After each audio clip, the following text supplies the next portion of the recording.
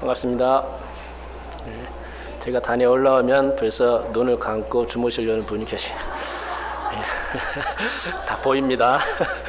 인사했으면 좋겠습니다. 지금은 잠에서 깰 때입니다.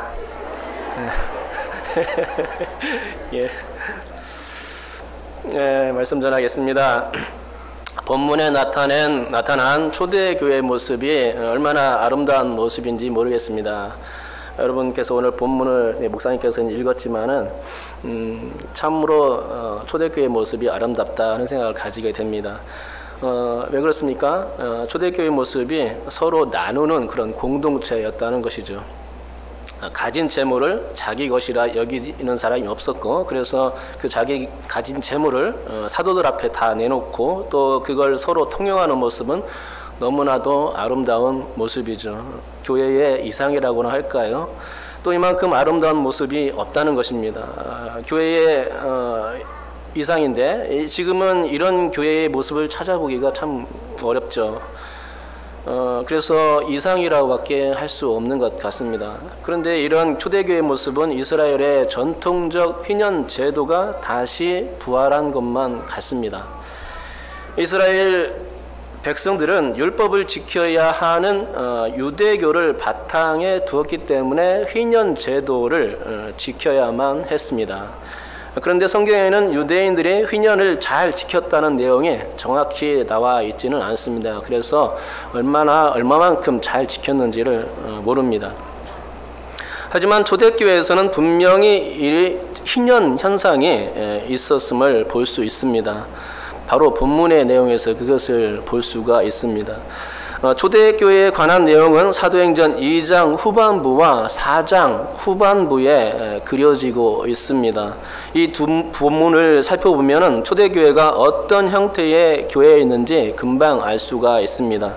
곧 예루살렘 교회는 교회가 처음 형성되는 과정이었기 때문에 형식이 없는 매우 자유로운 그런 교회의 모습을 띄었습니다. 집사와 감독, 장로들이 세워지기 전에 초대교회는 오직 사도들과 성도들로만 구성된 그런 교회였지요. 베드로의 설교에 의해서 폭발적인 성도수를 그런 증가를 보이기도 했습니다. 그래서 이를 한꺼번에 감당할 만한 그런 큰 교회 건물이 없었기 때문에 초대교회는 아마도 가정교회 중심으로 이루어졌을 것이라 생각하고요. 아마도 마가 다락방이 초대교회의 본당 건물 역할을 했을 것으로 보입니다. 사람들은 마가 다락방에 모이기를 힘썼고 모여서 거기서 교제하며 또 떡을 먹는 그런 공동체였습니다. 또 모든 물건들을 서로 통용하였고 재산과 소유물을 팔아서 각 사람들의 필요에 따라서 나눠주는 정말로 아름다운 공동체의 모습을 가지고 있었던 것을 보게 됩니다. 제가 보기엔 이게 초대교회가 보였던 휘년 모습입니다. 휘년이란 그 49년마다 돌아오는 안식년입니다. 안식년이란 안식일의 연장선인데 여기서 안식일은 쉬는 날로 지키는 일주일의 그 7번째의 날을 그 안식일이라고 하죠. 안식일인데 이게 이제 안식년으로 생각하면은 6년 동안을 기다렸다가 7년째 맞는 게 바로 안식년입니다. 이 안식년이 되면은 땅을 경작하였다가 7년째 될 때는 그 땅을 쉬게 하는 제도가 바로 이 안식년 가운데 있습니다. 그리고 휘년이란 이 안식년이 7번을 지나면 곧 49번째 되는 해가 바로 휘년입니다. 이 휘년에는 노예에게 자유를 주고 또 가난 때문에 소유를 팔았던 자들에게는 판소유를 다시 돌려주며 또 땅을 쉬게 했습니다. 유대인들은 분배받은 땅을 기업이라고 하여서 영원히 팔지 못하도록 하였는데 한시적으로 휘년 전까지 매매할 수 있도록 허락했습니다.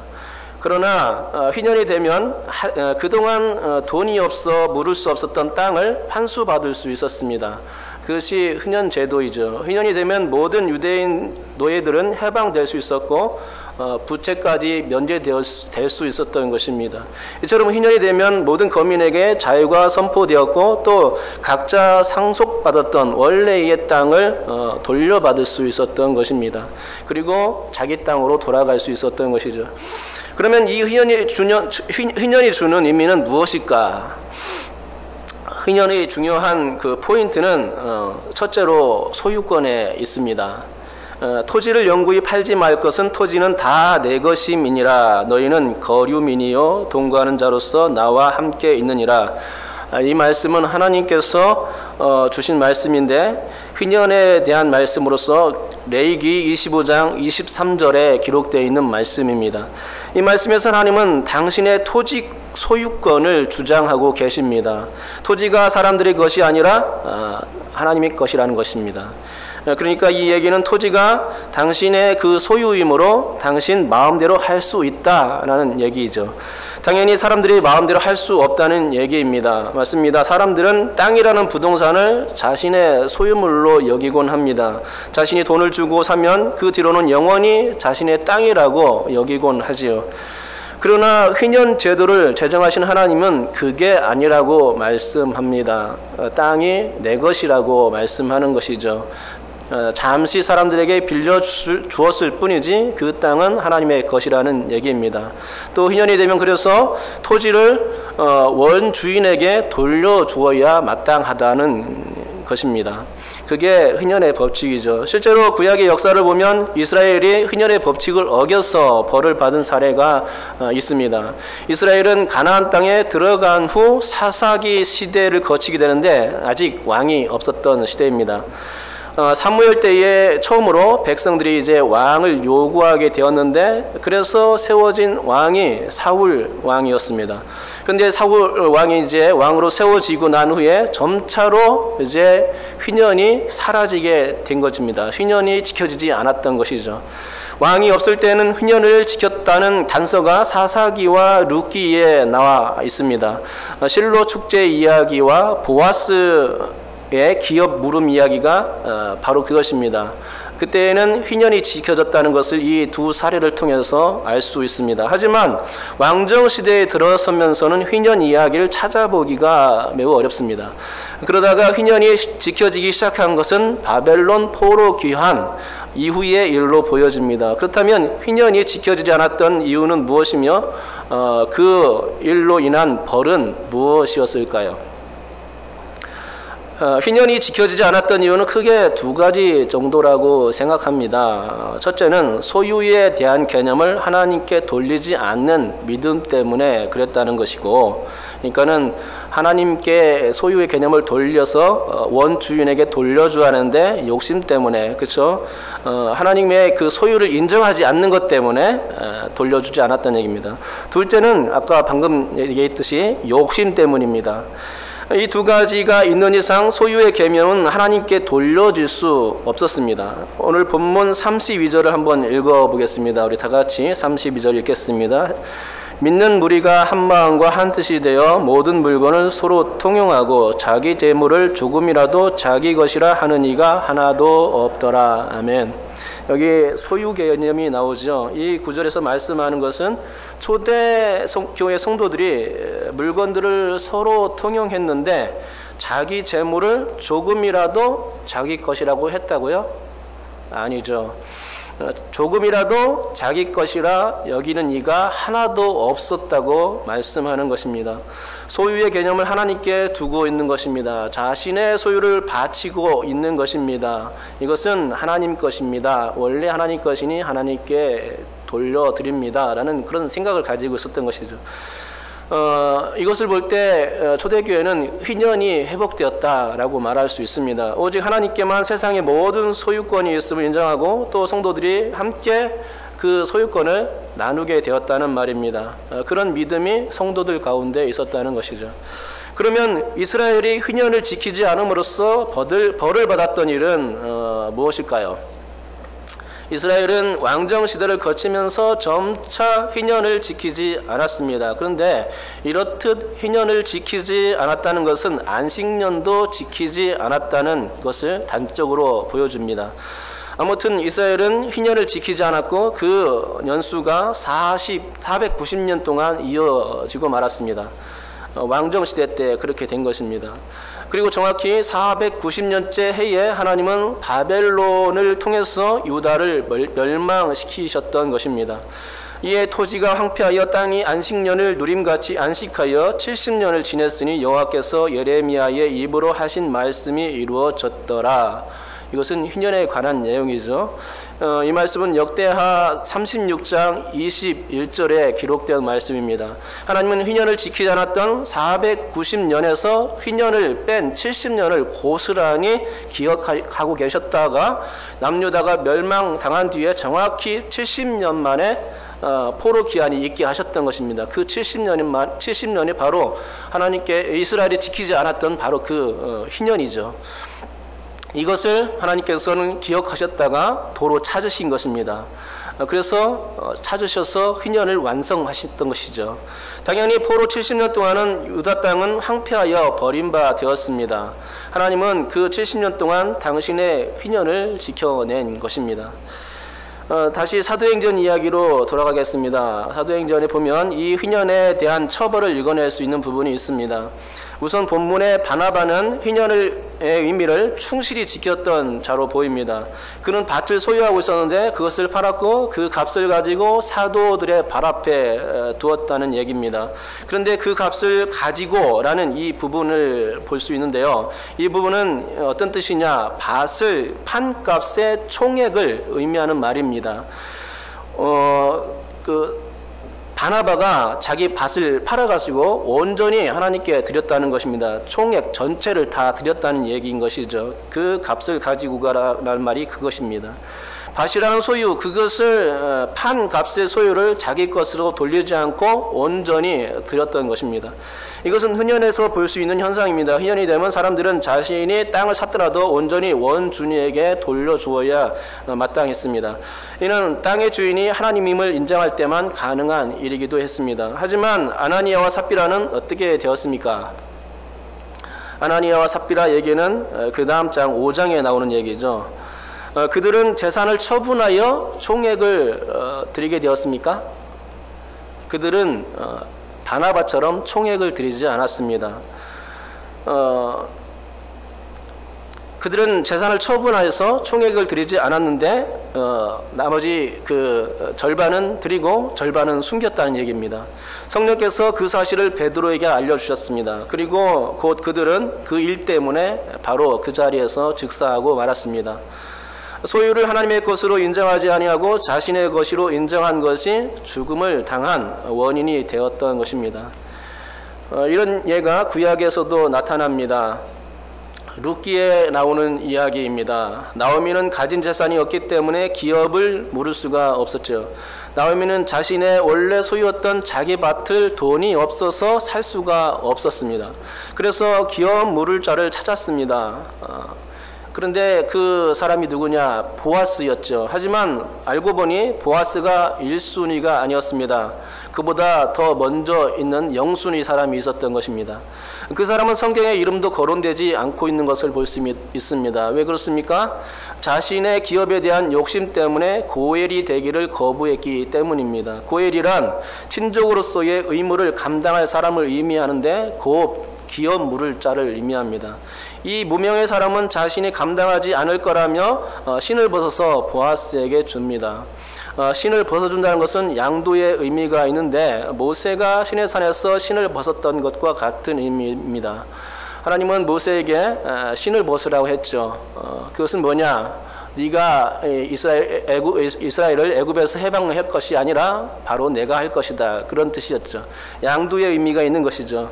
아무튼 고엘이 되기를 거부한 그 사람은 아예 성경의 이름조차 나오지 않는다는 것이고 자기 욕심 때문에 하나님의 은혜 안에서 떨어져 나간 자가 되어버린 것입니다. 그렇습니다. 지금까지 말씀드렸지만 희년의 의미는 자신의 소유를 하나님의 것으로 인정할 때 가능한 이야기입니다. 자신의 것을 자신의 것이라 말하지 않을 때 가능하다는 것입니다.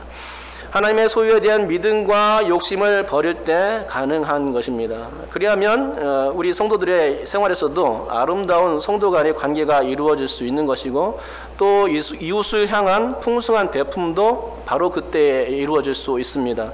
또 서로 나누어주는 풍토가 교회 안에 자리를 잡을 수가 있게 되는 것입니다. 자신의 소유를 버리고 자신의 욕심을 버리고 하나님의 것이라고 인정할 때에 그 모든 것들이 가능하게 되는 것입니다. 교회의 아름다운 모습은 소유를 하나님께 돌리는 것에서부터 나올 수가 있는 것이죠. 초대교회 성도들은 자신의 소유를 나눈 일로서 하나님께 영광 돌렸던 것을 볼 수 있다는 것입니다.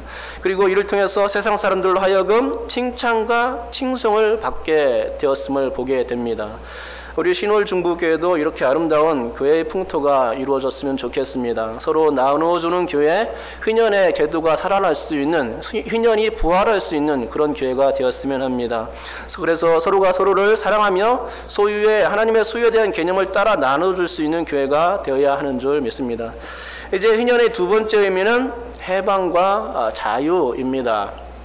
해방과 자유를 따로 생각할 수도 있겠지만, 해방이 되면 바로 자유한 것이기 때문에 실상은 해방과 자유가 같은 개념입니다. 맞습니다. 희년은 해방의 해로 간주되었습니다. 무거운 노예 생활에서 해방되어 자유롭게 고향집으로 돌아간다는 것은 그 자체로 매우 큰 기쁨이었습니다. 이 기쁨을 희년이라는 말에서 찾을 수 있는데, 희년이란 히브리어로 요벨입니다. 이 요벨이라는 뜻은 큰 기쁨의 소리라는 뜻을 가지고 있습니다. 그리고 나팔 소리라는 뜻도 동시에 가지고 있습니다. 또한 요벨은 순양의 뿔로 만들어지는데요. 이 요벨 나팔을 희년이 시작되는 음력 7월 10일 대속죄일에 불게 됩니다. 그러면 기쁨의 대축제가 바로 시작됩니다. 제사장이 속죄일에 요벨을 불므로써 희년이 선포되는 것입니다. 그리하면 그동안 노예로 얽매였던 모든 생활이 이 요벨 나팔 때문에 나팔 소리에 의해서 그 시작 이후로부터 그 노예에서 해방되고 자유롭게 된다는 얘기입니다. 그러니 희년이란 얼마나 좋은 일입니까? 노예로 있었던, 종으로 있었던 사람들에게 자유가 주어지니, 해방이 주어지니 얼마나 기쁜 일입니까? 상상도 못할 그런 일이 벌어지는 것입니다. 그것이 희년 때 일어났던 것이죠. 혹시 옛날에 TV에서 방영되었던 사극 드라마 춘노를 보신 적이 있으십니까? 저는 너무나 재미있게 봤어요. 그래서 하나도 빼놓지 않으려고 다운받아가면서, 이 불법인데 다운받아가면서 열심히 봤던 기억이 납니다. 거기에 보면 노비들의 인생이 나옵니다. 근데 참으로 기구하다는 생각을 가지게 됩니다. 노비가 되면 노비인 것을 확인하기 위해서 확인해주는 그 도장을 몸에 새깁니다. 인두로 찢어서 도장을 이렇게 몸에 박는 것이죠. 그런데 한번 지지게 되면 영구히 그것은 없어지지 않고 노비이다라는 딱지가 되는 것입니다. 노비는 노비로 끝나는 것이죠. 일생을 노비로 살다가 죽는 것입니다. 그리고 춘호라는 말은 조선시대 때 주인집에서 따로 떨어져 독립생활을 하는 외거 노비를 찾아가 몸값을 받는 일이나, 혹은 주인에게서 무단 이탈하는 노비를 수색하여서 체포하는 것을 의미합니다. 이렇듯 춘호가 있다는 것은 그 몸에 흔적이 있는 도망 노비들이 결코 어디서든 편하게 살 수가 없었다는 얘기를 의미하는 것이죠. 참으로 슬픈 얘기입니다. 노예로 한번 낙인 찍히면은 얼마나 기구하게 사는지 모릅니다. 도망가도 소용없습니다. 결국에는 또 잡힐 수밖에 없다는 얘기죠. 그러니 조선시대 말기 신분제 폐지는 노비들에게 있어서 천지개벽하는 일이었습니다. 그것은 매우 큰 기쁨이었죠. 갑신정변과 동학 농민운동에서 주장되어 온 신분제 폐지가 가보개혁대에 수용되어서 폐지되었는데, 그러니 이 일은 노비들에게 실로 엄청난 일이었던 것입니다. 그가 이같이 속량되지 못하면 희년에 이르러는 그와 그의 자녀가 자유하리니 이스라엘 자손은 나의 종들이 됨이라. 그들은 내가 애굽 땅에서 인도하여 낸 내 종이요 나는 너희의 하나님 여호와이니라. 아멘. 레위기 25장 54절과 55절 말씀입니다. 이 말씀에 의하면 희년이 되면 모든 노예는 해방을 얻어서 자유하게 됩니다. 그리고 그렇게 해방되는 이유는 그들이 애굽 땅에서 인도하여 낸 여호와 당신의 종들이기 때문이라는 것입니다. 그렇습니다. 여기서도 소유의 문제를 말씀하고 있습니다. 그러니까 노예 해방의 의미도 하나님의 소유 철학에서 볼 때에 부동산뿐만 아니라 사람까지도 당신의 소유 개념으로 보고 있다는 것입니다. 그러니까 그렇기 때문에 사람을 억압하는 것은 하나님의 원하시는 바가 아닙니다. 사람도 다 모든 사람이 하나님의 소유물로 인정되기 때문에 누가 누구 위에 선다는 것은 말이 되지 않는 것이죠. 교회 안에서는 그러니까 누구나 다 동등하다는 얘기입니다. 누가 위고 누가 아래가 아니고 서로 똑같이, 서로라는 말이 참 좋은 말이죠. 하나님께서 택하신 백성들, 그들은 당신의 종들인데 주님의 어떤 다른 주를 따로 둘 수는 없단 말입니다. 그러기에 하나님 앞에서는 모든 관계가 서로 동등해야 하고 그 자체가 희년 제도 안에서 이루어져야 하는 것이죠. 왜냐하면 똑같은 하나님의 종들이기 때문이죠. 하나님의 똑같은 소유이기 때문입니다. 하나님의 안에서 똑같이 해방된 존재, 자유한 존재이기 때문에 그래야 되는 것입니다. 누가 누구를 위해 섬겨서는 안 되고 지배해서는 안 된다는 것입니다. 우리는 모두 다 하나님의 소유입니다. 여기 신월중부교회 모든 성도들이 하나님의 소유이고 서로 섬겨야 할 존재지 누구를 이렇게 내려다보고 지배하는 존재로 생각하고 자신을 월등하게 여기시면 안 된다는 얘기입니다.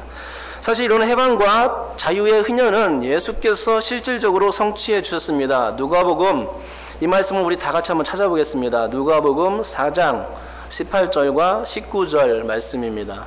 누가복음 4장 18절과 19절 말씀을 찾아서 우리 함께 읽도록 하겠습니다.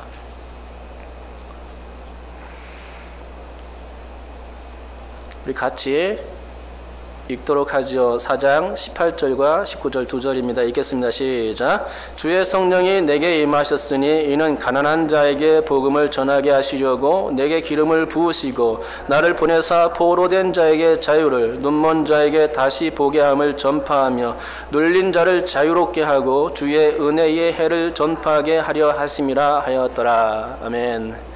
여기서 주의 은혜의 해가 나오는데 이것이 바로 희년 선포입니다. 곧 가난한 자에게 복음이 전해지고 포로된 자가 자유를 보게 되고 눈먼 자가 다시 보게 되고 눌린 자가 자유롭게 되는 것, 그것은 해방과 자유요 바로 희년인 것입니다. 주님께서 오심으로 이 희년의 일이 성취되었고 희년의 나팔 요벨이 불려진 것입니다. 주님께서 직접 이 대제사장이신 그 주님께서 요벨을 들고 불어주신 것이죠. 주의 은혜의 해가 선포된 것입니다. 그래서 주님께서 직접 그 요벨을 불어주심으로 말미암아서 주의 은혜의 해를 전파하게 하려 한다라는 말씀이 성취되었다는 것입니다. 메시아신 당신께서 세상을 구원하러 오셨으므로 이제 세상은 희년을 맞아서 해방과 자유와 기쁨의 축제를 맞이하고 주 안에서는 정말로 큰 기쁨의 잔치가 벌어지게 되는 것이죠. 그것이 바로 교회 안에서 이루어져야 하는 것입니다. 우리 다시 본문으로 돌아가서 31절과 34절만 함께 읽도록 하겠습니다. 31절과 33절입니다. 읽습니다. 시작. 빌기를 다음에 모인 곳이 진동하더니 무리가 다 성령이 충만하여 담대히 하나님의 말씀을 전하니라. 사도들이 큰 권능으로 주 예수의 부활을 증언하니 무리가 큰 은혜를 받아. 아멘. 이 말씀 가운데 요벨 나팔 소리가 혹시 들리지 않습니까? 요벨 나팔 소리가 들리면 잠에서 깨게 돼 있는데 잠드시는 분 없죠? 예. 예. 요벨 나팔 소리가 저는 이 본문에서 들리는 것 같습니다. 희년이 시작되었음을 알리는 요벨 소리가 세상에 가득 울려 퍼지는 게 이 말씀을 통해서 느껴집니다. 31절은 종교 지도자들이 예수의 이름으로 복음 전파하는 것을 강하게 막을 때에 교회가 기도를 드렸고 그 기도의 응답으로서 땅이 진동하고 기도하던 사람들이 다 성령 충만하게 된 그 광경을 보여줍니다. 그들이 한 곳에 모여서 일심으로 드린 기도는 하나님의 말씀을 전하게 해달라는 바로 그 기도였습니다. 다른 말로 하면 전도하게 해달라는 얘기고 다른 말로 하면 은혜의 해를 선포해 해달라는 그런 말이 될 것입니다. 즉 희년을 선포해 해달라 이런 말씀, 이런 기도, 간구를 드렸던 것입니다. 그런데 그 기도의 응답은 바로 즉각적으로 이루어졌고 다 성령이 충만하여 담대히 하나님의 말씀을 전하게 되었다는 것입니다. 요벨 곧 희년이 선포된 것이죠. 세상의 큰 위로 앞에서도 하나님의 희년의 해는 결코 세상 사람들이 결코 막을 수 없었던 것입니다. 왜냐하면 희년은 사람이 지키지 않아도 하나님께서 반드시 이루실 일이었기 때문입니다. 구약 성경 가운데 아까도 말씀드렸듯이 490년 동안 지키지 않았던 그 희년이 바벨론 포로 때에 지켜진 것 아닙니까? 하나님께서 찾아낸 것이죠.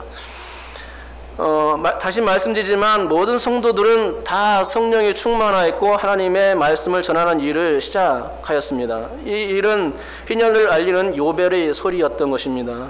해방과 자유를 알리는 기쁨의 소리였습니다. 사도들이 큰 권능으로 주 예수의 부활을 증언할 때에 이 요벨 소리에 무리들이 큰 은혜를 받게 되었던 것입니다. 희년의 역사였습니다. 주 예수의 이름으로 희년이 선포되니 복음이 전파되니 이 복음을 듣는 모든 사람들이 큰 은혜를 입었고 또 해방의 역사, 또 자유의 역사가 물밀듯이 사람들 마음 가운데 밀어닥쳤던 것입니다. 그래서 마음이 찔림이 생겼고 예수를 받아들이게 된 것이죠. 그리고 이제 요벨서를 들은 자들, 곧 복음 선포로 큰 은혜를 받은 사람들은 곧바로 희년에 해야 할 일들을 하게 되었습니다. 그 집과 밭을 팔아서 사도들 앞에 두고 가난한 자들과 나눔으로써 더 이상 가난한 자가 없게 되었다는 본문의 그런 내용이죠. 사단의 매임에서 풀리고 죄의 종로에 서서 풀리니 나머지는 해방과 자유를 만끽하는 그 누림의 자유를 즐겼던 것입니다. 이런 기쁨이 성도들에게 있어야 하는 것 아니겠습니까? 우리는 예수 그리스도로 말미암아서 해방을 누리고 있는 자들입니다. 죄와 또 사탄에게서 해방된 존재들이죠. 그러니까 죄송합니다. 끼리가 돼가지고 북한 사람 같아요. 그러니끼니 예. 진짜 잠이 깼을 것 같아요. 예. 설교를 할 수가 없네.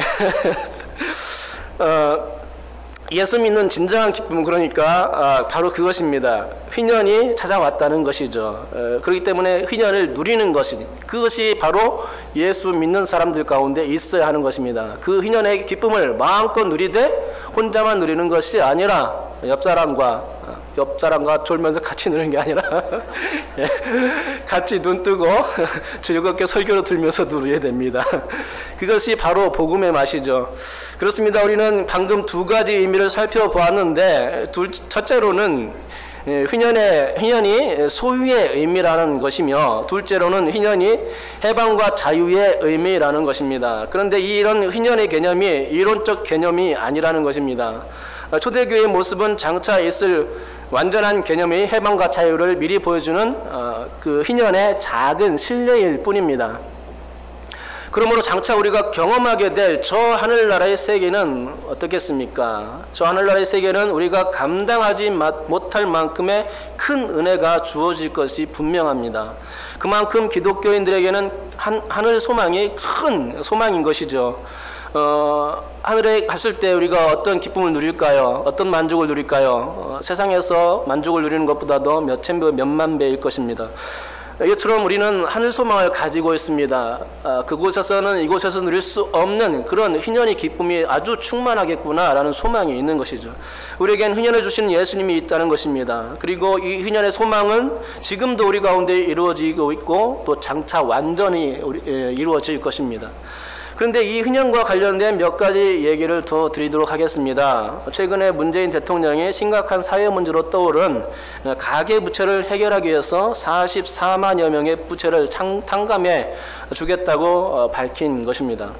가계부채 해결을 위해서 국민행복기금이 보유한 1조 9천억 원의 그 규모의 소액 장기연체 채권 소각을 추진한다는 내용입니다. 채권 소각은 법을 바꿀 필요도 없고 행복기금이 이미 확보한 채권을 소각하는 일이어서 별도의 예산도 필요가 없다는 것입니다. 여러분, 부채 탕감은 성경의 휘년 정신과도 맥을 같이 하는데 참 잘하는 일이지 않습니까? 정말로 잘하는 일이라고 생각합니다. 또 휘년에 관한 내용을 찾다 보니 휘년은행이라는 이름으로 고금리 부채에 시달리는 청년들의 대출을 무이자 대출로 전환해주는 단체도 있다는 사실을 알게 되었습니다. 또한 목동 이화 1호원이 휘년 1호 공제회 진료 지정병원으로 협약 체결되었다는 그 뉴스 기사도 접할 수 있었습니다. 이는 외국인 근로자들의 건강 증진을 위한 것인데 국제민간교류협회 휘년의료 공제회와 진료지정병원 협약을 체결한 것입니다. 이처럼 청년들과 외국인 근로자를 대상으로 휘년 운동을 벌이고 있는데요. 비록 특정 대상이긴 하지만 참으로 바람직한 일이라고 생각합니다. 아니, 이런 일들이 우리 사회 곳곳에서 일어나야 마땅한 것이라 생각합니다. 하나님께서 기뻐하실 일이죠. 휘년의 부활은 사회적으로든 교회적으로든 하나님께서 원하시는 일이고 또 성경적이며 교회의 오래된 수건사업이기도 합니다. 그런 생각이 듭니다. 맞습니다. 휘년의 완성을 보여줘야 할 곳이 바로 교회입니다. 세상보다 더 많은 휘년의 일들을 교회가 감당해내야만 합니다. 교회를 통해서 하나님의 역사하심을 보여주어야 하는 것입니다. 교회를 통해서 하나님의 역사하심, 하나님의 살아계심을 그 성도들의 모습을 통해서 나타내 주어야 된다는 것입니다. 치고받고 싸우고 갈라지는 교회의 모습을 보여줄 게 아닙니다. 그게 아니라 보듬고 나누고 사랑하고 감싸주는 사랑의 모습이 교회에서 살아나야 하는 것입니다. 교회는 주님께서 피로 값주고 산 곳이기 때문에 교회 안에선 진정한 자유와 해방의 일들이 날마다 선포되어지고 실천되어야 하는 줄 믿습니다. 그래서 우리 교회도 이 휘년의 의미를 생각하면서 초대교회와 같은 참으로 훈훈한 교회의 모습이 살아나는 교회, 그래서 자꾸 아까 끼가 자꾸 생각나가지고 죄송합니다. 예, 훈훈한 교회의 모습이 살아나는 교회, 그래서 세상의 칭송을 받고 하나님께도 영광을 돌릴 수 있는 귀한 교회가 될 수 있기를 간절히 소망해 봅니다. 기도하겠습니다. 하나님 아버지, 감사합니다. 오늘 또 말씀을 들었습니다. 이 말씀은 분명 우리에게 주시는 하나님의 말씀인 줄 믿습니다. 하나님 아버지, 우리가 교회에서 찾아야 할 것이 무엇입니까? 바로 주님께서 주시는 복음이 주는 기쁨 아니겠습니까? 그것이 바로 휘년인 줄 믿습니다. 하나님 아버지, 이 휘년의 모습이 우리 가운데 나타나게 도와주시옵소서. 자기 소유를 자기의 소유라 인정하지 않고 더 나눌 수 있는, 서로 통용할 수 있는 이런 모습이 교회 가운데 있게 도와주시옵시고, 하나님 아버지, 또 욕심을 내지 않게 도와주시옵소서.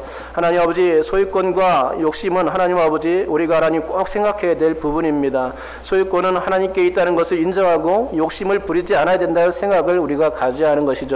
그래야 진정한 그 휘년의 그 의미가 우리 교회 안에서 살아날 줄 믿습니다. 우리 교회가 정말로 휘년이 부활할 수 있는 교회가 되게 도와주옵시고, 또 주의 은혜의 해가 선포될 수 있는 그런 교회가 되게 도와주시옵소서. 말씀이 선포되고 주 예수께서 그 살아계심을 증거하는 교회가 될 때에 하나님 아버지, 우리 교회는 정말로 휘년을 잘 지키는 교회가 될 줄 믿습니다. 우리 성도들이 다 그게 그렇게 될 수 있도록 인도하여 주시옵시고, 교회가 그런 모습을, 그런 색채를 띌 수 있도록 인도하여 주시옵소서. 감사드리며 예수님의 이름으로 기도드립니다. 아멘.